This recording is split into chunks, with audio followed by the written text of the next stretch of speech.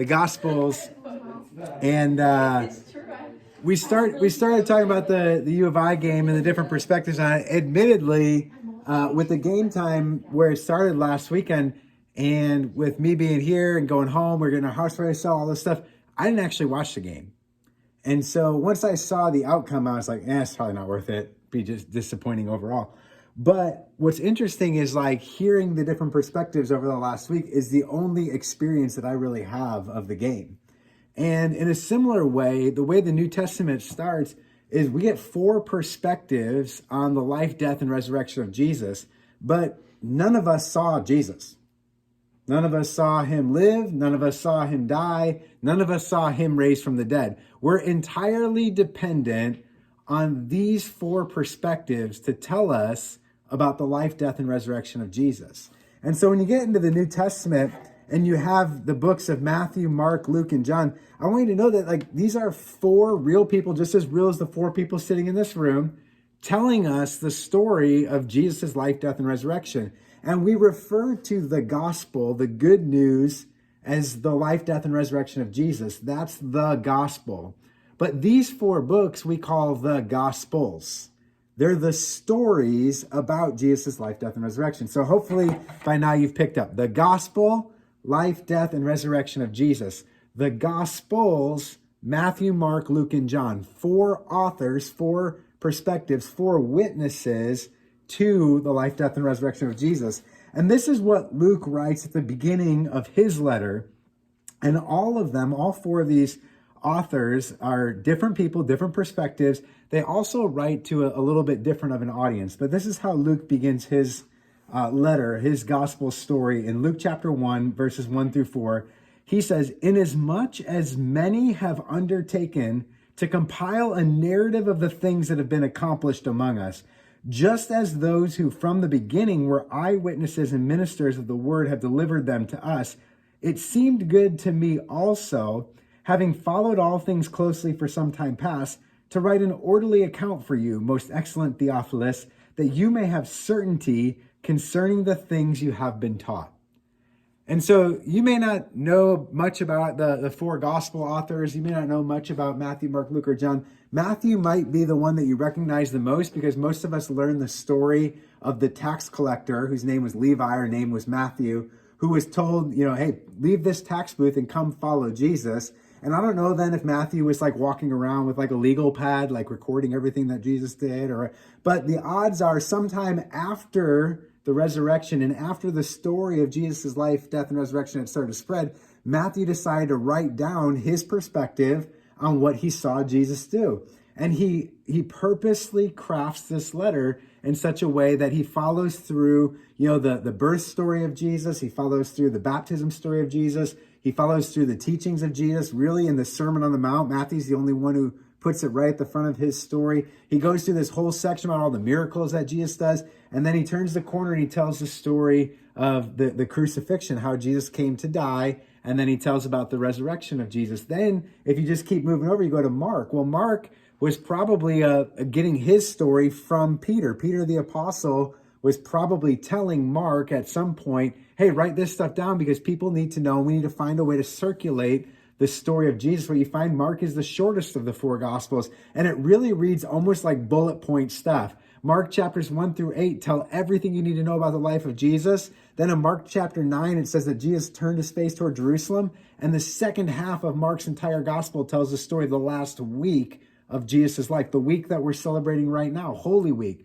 from Palm Sunday through the crucifixion and resurrection.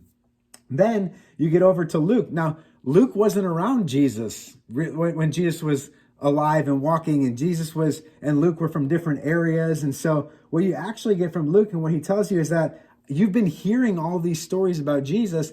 I went back and I've tried to find out the facts about his life. And so the way Luke's gospel comes together is he's going around and he's interviewing all these different sources and compiling it into a gospel narrative. Luke was a companion of Paul the apostle, and so he probably needed to have some record of what Jesus had done in order to go and share with the missionary or on the missionary journeys that he and Paul were on. Luke was also a doctor, and so if you're ever wondering, like, well, what did all these people do? Like, Well, Luke was a physician by trade. And so when he says he wrote down an orderly account, I mean, you have to think like doctor's notes. Like he was paying attention to what was being said about Jesus. And then you get John, who probably was the Apostle John, who actually lived and walked and dined and sat at the feet of Jesus himself. And John's gospel comes significantly later, probably a decade or so later than the other three gospels. But what you find in all of these stories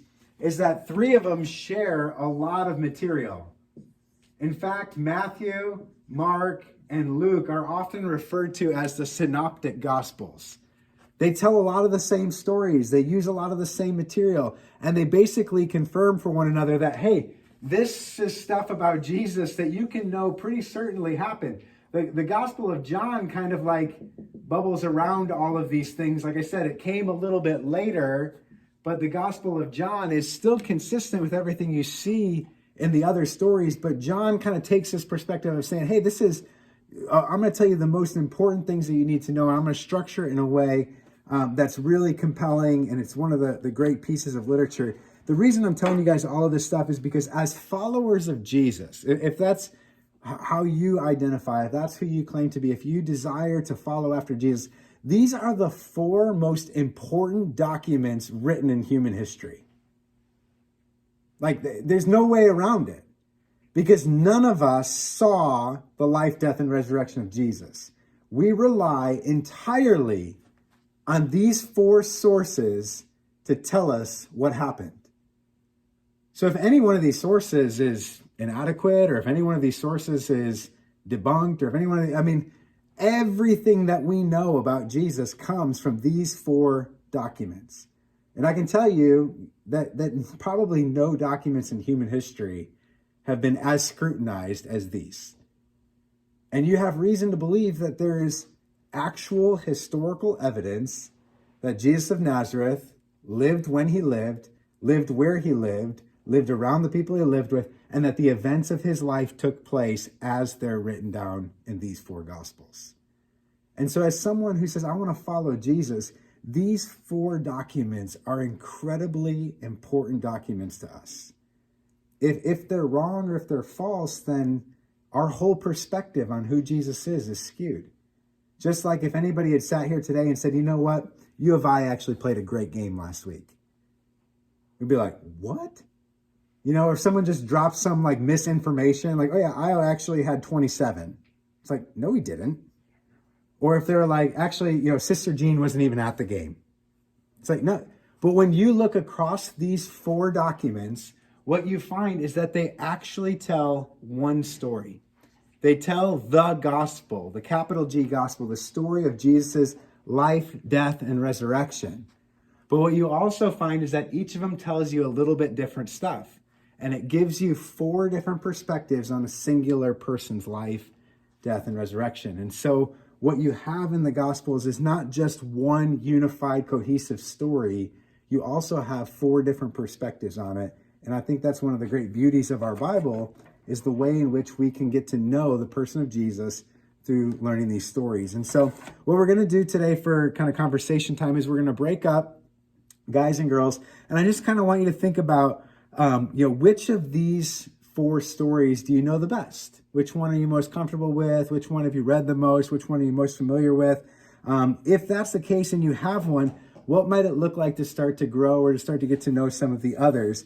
When you see all of them kind of overlapping in this way, it gives you a better picture of what the Gospels look like. And so we want you to feel comfortable with all four different perspectives, knowing that each of them tell one consistent story. And so we'll just talk about the Gospels for a little while. We'll talk about some of our reading habits and maybe some of the ways in which we can grow and better understanding the life, death, and resurrection through these four perspectives. So we'll do guys with Moody. Ladies, you can go all together. Cheyenne, if you want to stick with me, I want to hear more about Frank the Eagle and learn a little bit more about what you're excited about with the Eagles.